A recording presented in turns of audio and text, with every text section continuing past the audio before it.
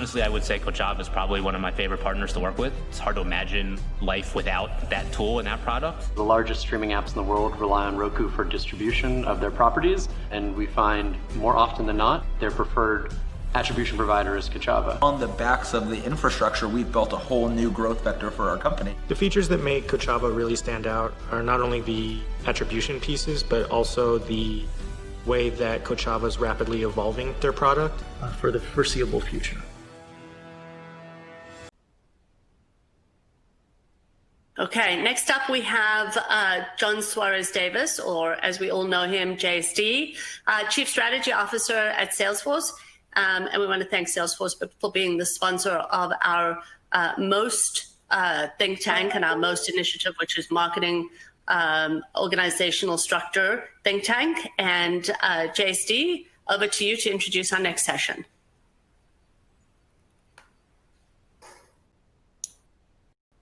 Great, Cheryl. I hope you can. Everyone can hear me. Thank you so much, Cheryl. Hey, as a longtime MMA member and board member, I really miss seeing the MMA family at our annual gathering in Sonoma. But just kudos to you, Cheryl, and Greg, and the whole team for this fantastic event. It's always the highlight of the year. And this next session is no different. You are about to hear a very lively discussion around how to define, design, and manage the modern marketing organization, something near and dear to my heart. And as Cheryl mentioned, Salesforce has been the sponsor of this think tank since day one. So let's get right to it and let's begin.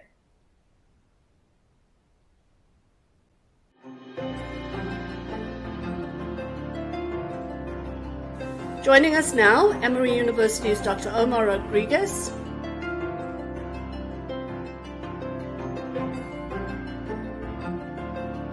Western Union's Jay Jaffin,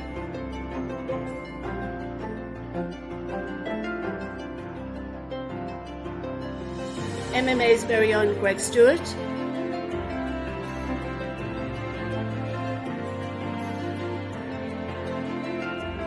and Rebecca Messina.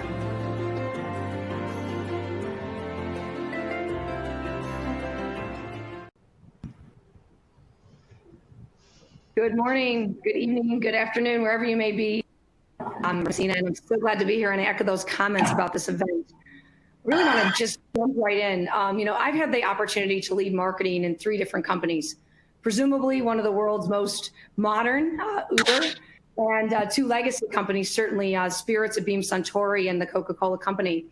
And this idea or this conversation around how does marketing bring value and how do we organize ourselves to do that is one that seems to be prevalent in all of those companies.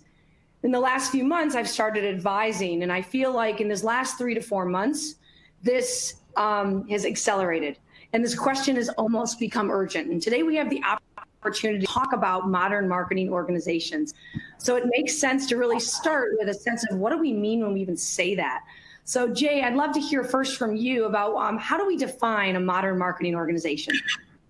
Yeah, thanks, Rebecca, and thanks to everyone for joining. I'll tell you, I think, you guys have probably heard this so much just over the last 24 hours, but I really think everything's changed with COVID. I mean, think about, if I think about our business, which I think looks like most, we were all forced to rethink in a matter of hours, marketing, as eyeballs are moving and going different places, distribution, pricing, and also having to balance, the changing needs of our customers, employees, and shareholders all at the same time. So I would say speed and agility, while it sounds cliche, and I would have said that 6 months ago, I think is probably more important now than it ever has been. And, absent COVID, we all know trends, politics, technology, it's all changing at a rapid clip. So speed and technology is certainly top of mind right now. I would say activated intelligence. So what do I mean by that? Well, we always talk about intelligence and intelligence versus data. And, there's so much data out there. And, how do you really drive the insights out of that data? I would argue you got to go that next step, which is not just the insights, but then, don't go exploring or spelunking unless you've got an action plan waiting in the wings. So how do you use that intelligence to drive real business action? And then the third thing I would say is shared purpose and vision. This is one of the things I love about the approach that Omar is taking through MarkCaps. But how do we tie, the purpose of this organization, this marketing organization, to the broader org and the business that we're in? So often, I think we overlook that and we try to fix through a reorg as opposed to really understanding what the objectives of this group is and then building from there. So, Rebecca, those are just a few thoughts I've got top of mind. Excellent. Thanks, Jay. Omar, I'd love to hear what's on your mind. Thank you, Rebecca, and thank you, MMA and Greg and the team for the opportunity to speak today. I'd like to maybe start answering that question by thinking about what it's not. Because oftentimes we equate a modern marketing organization with a particular type of structure or a particular type of technology. And I think that a more constructive way of defining a modern marketing organization is to think about the value it creates. And in particularly thinking about an organization that's able to create new value. What I mean by that is an organization that's able to take new technology, like we all know that's changing rapidly, but also new sociology. And we saw it yesterday all day, how prevalent environmental and social issues have become to the way we need to think about growth, right? So it's an organization that's able to take new technology and new sociology to create new value for customers and for the firm. An organization that's able to do that, it's a modern marketing organization in our lens, right? And therefore, as I look across the different practices across different companies, that's what's in the back of my mind. And why this matters so much is because the creation of new value is what unlocks new growth. And just think about the startups, think about the companies that have been able to carve their way into the stock market over the last 10 years, Uber and many others.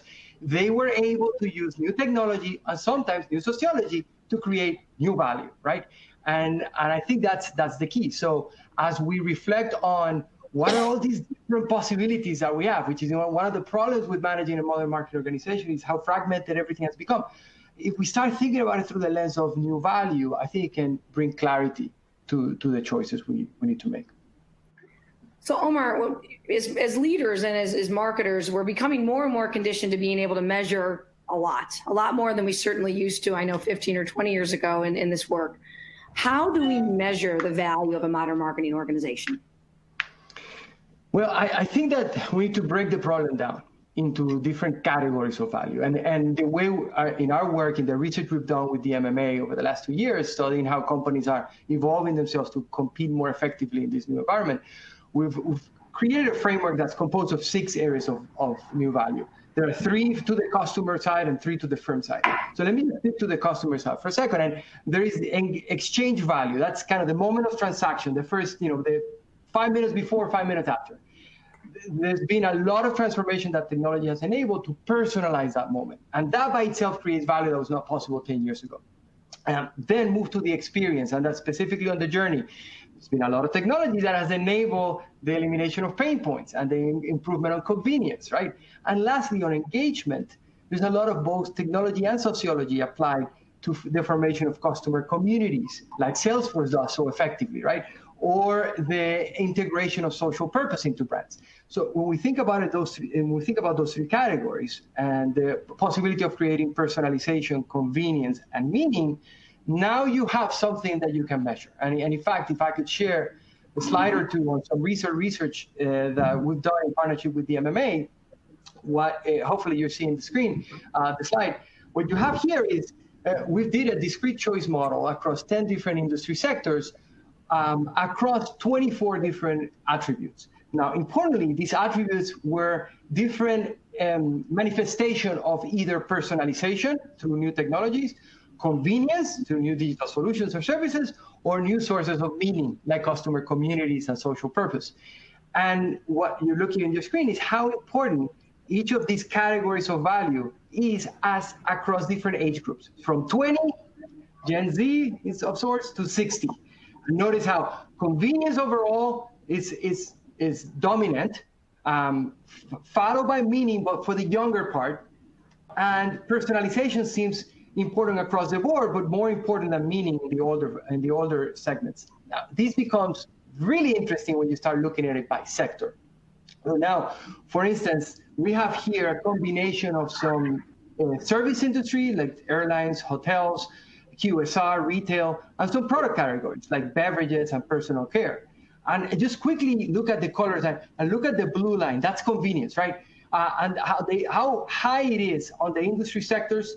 And this is convenience related to deliver via new technology solutions, as you said earlier. How high it is relative to the other factors. Now, look at meaning. Meaning is the orange one. For the product categories like the beverages and the personal care, meaning is actually sometimes ahead of convenience, or if not matching it. So going back to the point I was making earlier, a modern marketing organization is one that's designed around the creation of new value. Identify what are the values that matter, the new value that matter to your customer group, and use that as your guiding post for deciding what kind of organization you need. Excellent. Thanks, Omar.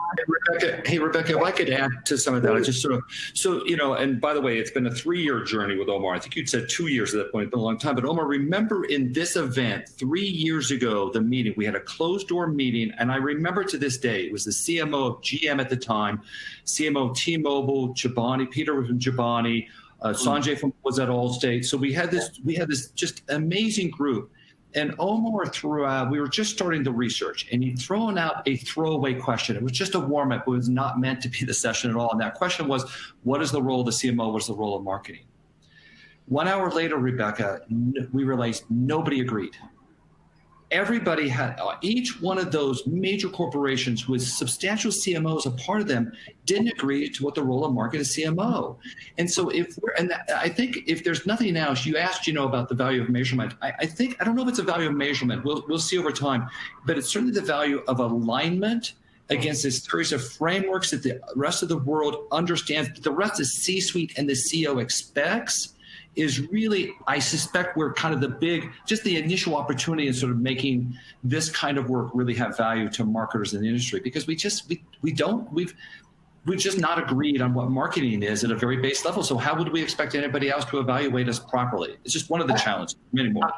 I love that point, Greg. If I could build on that, and maybe Rebecca and Jay, if based on your experiences, I have a sense that is a unique issue that we have in marketing. Like, I don't see the role of a CFO or the role of finance dramatically changing between industry sectors or between companies, right? But I feel like that is our reality, that marketing as a unit to create value is highly idiosyncratic within a sector and sometimes within a firm. Absolutely, Omar. And actually, going further on that, in every company I've worked with, it's as much about what is the role of marketing industry-wide, and then it becomes what is the role of marketing in that company. And then aligning that inside the company with the C-suite and the CEO be a true challenge. I'm sure, Jay, you've experienced that in your new role. Absolutely, yeah. And I can't underscore that enough. I think the importance of gathering data and understanding where you sit as an organization, who are the customers you serve, what are your core competencies, you always want to go with the grain, so to speak, right? And you've got to make sure you have a really complete understanding of the environment that you live in. I think that's critical. And then, that just kind of fosters and I think begets the stakeholder alignment that you have to gain. I've made this mistake several times in the past. You think about your organization as a bit of a vacuum. You understand how you contribute to the broader firm, but you can't really do anything in isolation. And ensuring that you cast a wide net, so to speak, with stakeholder alignment, I think is important. It's one of the things that I'm trying to do now in this new role. Anytime you get into a new situation, you have a lot to learn, and you have to lean on your partners, and then you have to make sure your partners are in those trenches fighting with you. And then you've got to, rally the team behind the change. And, again, one of the things I love about what Omar and his team have done is they've created a construct that really brings the team along and uses the input of the team to help guide the actions and recommendations on, what needs to be changed or what needs to be enhanced. Absolutely. With full transparency, I had early exposure to this work at Coke, and then I actually used this work again in an early stage at Beam Suntory and again at Uber. And in all three instances, Jay, as you said, half of the battle is that common language. But what's beautiful about this framework that you guys will see, and I know Omar's going to talk a little bit more about that in the next set, is that it actually not only gives you a common language, it gets you really a fit for purpose for your company. It's not about applying this model to everyone. It's really about taking the inputs, if you would, that are really discussed, and it gives you a discussion, almost a dashboard to discuss how great do we need to be at these capabilities? Can we outsource them? Where can we get them from? Where on that? How important is it going to be to our success? And it gives you a common language. And it actually helped me in 2 instances secure funding to evolve the organization and put some money into these new capabilities. But it doesn't come without its challenges. Omar or Jay, anything else you want to add on the challenges before we talk more about the tools and the framework? Well, maybe I can connect those two, because I think part of the challenge is that there's not a clear framework. We have many options on the table for new forms, new ways of working, new technologies to adopt, new types of data to make sense of, new sensors, new signals. But without a framework to help us determine how do we use all of that in my particular company to create the type of value I need to create now, right? Then I can really make sure that I'm designing the right type of modern market organization for my firm. And I think that's the key. There is no modern marketing organization in the abstract. It's the right one for your company, given your value objectives. So that is where I'm going to skim through. I'm going to give you a sense of the framework that Rebecca was talking about. And basically, we think of value in 2 areas. And there is a customer value, which I mentioned briefly, exchange, experience, engagement. But there's also new ways of value that marketing can create for the firm in the form of strategic value, operational value, and knowledge value. On strategic value, just think of, of course, we have been involved as marketers in guiding growth opportunities, segmenting markets, identifying new customers. In addition to that, we have an increasing opportunity to drive new revenue streams, monetization of our assets, new forms of creating strategic value. The same with operational value, and Jay spoke about that. The agility and the linkages that are so essential today across areas of the business that are no longer reporting necessarily to the same person, that is part of the way we enable the organization to move fast. That's part of our operating value. And lastly, on the knowledge side, is not just the insights, but the understanding of causality. See, the ability to use the wealth of data we have to move from correlations to causality in real time, that is almost an unfair advantage to those companies that can get there. So there is new value opportunity across these 6 dimensions. This framework gives the choice of what could be the areas of value that marketing could offer for a firm. And then within that, you have to make your choice. And Omar, go ahead, Greg. No, please. Hey, Omar, I was going to add too. I think there's also. I just hope that people sort of understand this. Now I haven't spent so much time. There's also too about where I am as a marketing strategy now, what I'm doing now, and then also, but how do I define what I do if I'm going to go this direction or if I'm going to do something new? And that's what's really not been clear. And in particular, where I think it gets challenging, if I listen to the board members as they've talked about this, it's like they were brought in to execute a certain marketing strategy, but the company decides to change or move, then do they necessarily have the expertise? Like, we can't just assume that everybody can suddenly go do DTC. I mean, that's a whole nother set of capabilities and skill sets and orientations that's required. And I don't know that they've ever had a tool to make that migration successfully, in my view. Yeah, I mean, I think listening to the conversations yesterday, to me, it's clear that we're not only competing on products and services, we're competing on capabilities more than ever. Because in an environment that's dynamic, that's changing, where there is new sociology and new technology that's creating opportunities for new value, the advantage is going to go to the ones that build the capability first, right? So yes, you're right that it's not easy, and yes, you're right that some capabilities are more adjacent to what I do today. So if I am a DTC company, there are some things I can do much easier than others. But that's just my next move. However, following a map like this, it allows you to plan your moves, a couple of moves in advance in terms of building the right set of capabilities in the right sequence.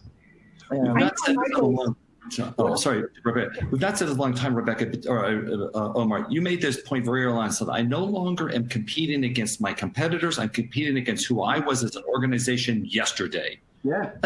That's hard. Yeah. And it's so true because when I know in my own instances, you sometimes think you come into a role and you define a vision for marketing and then you jump to an org chart. And that's where I know I've gone wrong in the past too. And what this does is it actually gives you the capability strategy. It says if that's where we want to be, these are the capabilities we need. And it almost allows you to map them over time and really give the organization a path to deliver on those capabilities. Jay, you're really new in role. Anything you want to talk about in terms of your own path with this work and what you're learning? Well, I'll tell you, the disciplined approach, and I love how Greg said, you can't just wake up overnight and decide you want to be a DTC company. And if you think about that, that parallel applies to anything, especially designing an organization, right? And so, one of the things that we're going through at Western Union is a bit of a transformation. I came in, on the tail end of that, there was quite a bit of change last year. And, we set a strategic direction for the org that wasn't, fundamentally different from where we were coming from, but did challenge some traditional wisdom and challenge the way we're doing things. So, one of the big battles that you fight, I think, in any environment is, well, it works today. It worked for us yesterday. Why do we need to change? And I think, when you take this type of disciplined approach, you gather the data, you will be much more successful. Rebecca, I love what you said too about using it as a way to, source funding. You've got to have that at your fingertips. And I think the MarCaps process does that. And, we're just starting that journey, but, I could see the vision and I could see the light at the end of the tunnel. And I think it's exactly the right approach. The other thing I'd say, and this is a mistake I've made in the past, is you've got to stay flexible. If I take the stance that, hey, when we're done with this project, we're done, it'll fail. Any kind of change is going to come with some friction and some things that you thought would work but didn't. And so you constantly have to have that agile test and learn approach mentality to everything you approach. And I think that it's no different in designing organizations. Excellent. Just before we go to Q&A, Omar, I wanted to give you the chance, just let everybody know what's available to them. I know there's a number of tools. Some are available in a light touch, some are more deep. Could you just talk about that? Yeah. Let me build on what both you and Jay said. And I want you to basically ask a question, like what kind of work is involved when we design a new product versus what kind of work is involved when we design a new organization or a change in our organization, right? And when we design new products, we do a lot of research, we understand market opportunities, we actually even measure MPV. But when we design new organizations, sometimes that rigor is not there. And that's kind of what's motivating us. And I think part of it is having a framework. And I described earlier what the framework is, because that clarifies the choice set. But from there, you need the data in order to make the choices. And the data we're building is from that framework of what are the possibilities of new areas of value. We have mapped those areas of value to areas of capability. And we're now to a full map is one composed of 72 different capabilities connected to the 6 areas of value I mentioned earlier. And what this tool allows is that you can then create a map of what is my value footprint right now? What is my value proposition as a marketing organization? And this is an example from a technology company. The kind of the blue area is their value footprint today, and the orange area is the desired value footprint of where they want to go. And this is an example of a CPG. And they're in some cases what you expect. They're stronger in some aspects of engagement, but then maybe weaker in some aspects of exchange or dynamic messaging, or maybe some of the aspects of analytics.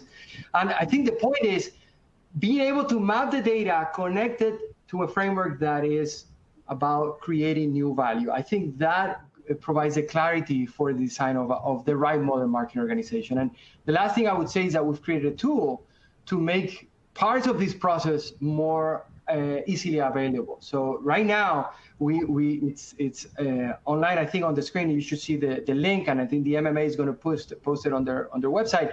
We have an online assessment tool, which is it's a reduced version, but to any of you that wants to have a sense of where is your organization in terms of its capability configuration relative to 150 other companies in our benchmark, you can go in, you can take this assessment, and in about 10 minutes, you're going to get a report that's going to give you a sense of what is your fit relative to what matters, what you think you decided that was most important.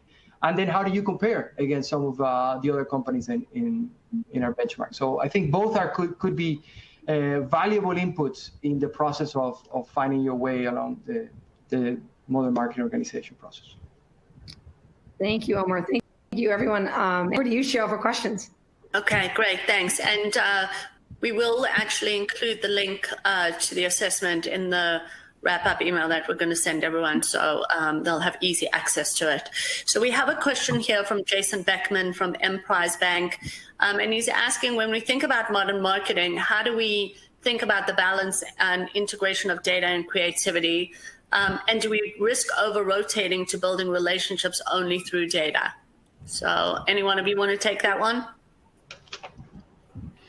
Yeah, I mean, please, Omar, go for it. Yeah, I'll jump in. I mean, I think there was in the talk yesterday from IBM, there was a conversation about the application of AI to guide the formation of messages that were both engaging and authentic, but we're leveraging kind of personalized message at scale. I think that's kind of the direction that data and creativity are not at odds. Maybe initially they were, and maybe traditionally they were, but increasingly they're not. And the data, if anything, can just guide the creativity to be bolder, because it is in those spaces that the data guides them that they will be more engaging or more effective. So I would encourage more of the mindset of how do we merge these two different types of capabilities to create more engaging content, for instance, more creative and more courageous activity in the marketplace. But I think, Omar, also, if I can say, within your work, there's also sort of a distinction, depending on what your marketing strategy, where there's different emphasis to some of those things. Like, I think we've seen so many companies run out and say, I'm going to go get a data scientist, without having that potentially really attached to sort of the fundamentals of what they're doing. I love, there's a thing, we didn't have it here for everybody today, but there was this work that you did before, where there's 72 capabilities. And I'll never forget I don't know if you remember, it was one of the CMOs said to us, as we reviewed it, said, oh my God, I can finally tell the board why marketing is so hard. Those are great points. Yeah, it's true. And certainly there are aspects of content in our map that are driven more directly by data, and some aspects that are not. And that's the other thing I would add, that modern marketing has some elements that actually are foundational. Storytelling has been important for a long time and continues to be. But story making, which was one of the things that came out yesterday about actually taking actions, not just doing ads, that's an increasingly important aspect of the way you think about engaging in the marketplace. So that is a separate capability of sorts, right? And that's also in our mind. Yeah, great. Well, thank you very much. We're actually going to have a conversation this afternoon about creativity during a time of disruption. So it's a good place for us to end this session as we kind of keep going. So thank you to everybody. We really appreciate it. I think if anyone has any additional questions, they can always feel free to reach out to the MMA. Very specifically, you can reach out to Greg at MMAglobal.com. I'm sure he'd be happy to talk more about it. I know how passionate we all are. So thanks, everyone. Thank you. Thanks, everyone. Okay. So now I'm just going to give you a little bit of housekeeping, just a reminder on how the roundtables work. After the next session ends, you will automatically be taken to a landing page. We will be able to select one of the Zoom roundtable discussions with our partners. We have two today with Lightbox and Kochava. Both will promise to be a lively discussion, so please do join us. But first, here's another way we are making a difference with the summit this year, and want to thank our partner AppsFlyer, because in lieu of lunch, which probably would be close to this time for some, over the last 2 days, we have been able to donate 200,000 meals to those who need a helping hand during these difficult times. So let's take a look at this video from Feeding America.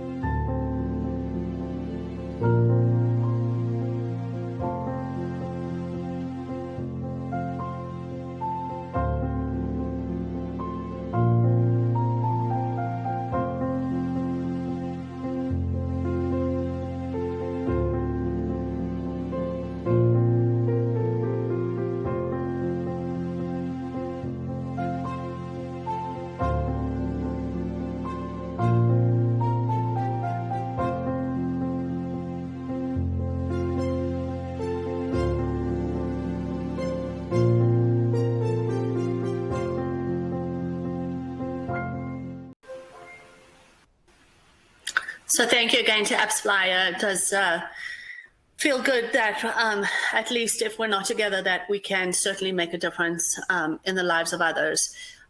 So now we're going to go directly to the roundtables. Enjoy the roundtable discussion. We will see you back here at 1:05 Eastern. And looking forward to that panel. As I said, the session will be around creativity in times of disruption. So enjoy the roundtables, and then we'll see you back here at 1:05. And that's Eastern time.